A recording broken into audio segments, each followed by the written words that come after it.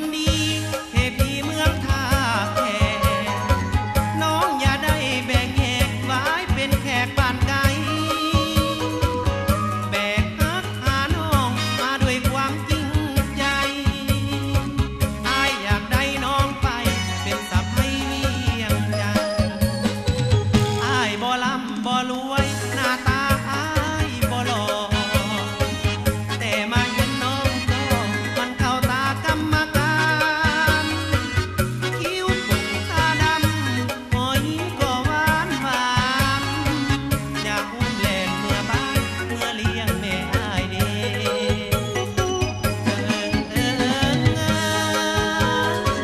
ขอเป็นเคยได้บ่อายบ่รวยบ่หล่อแต่มีความจริงใจ ถ้าได้แต่งงานกับน้องสามวัยอายกับภาพฝังใจท่องเที่ยวไปทั่วเมืองลาวว่าจังใดคนดี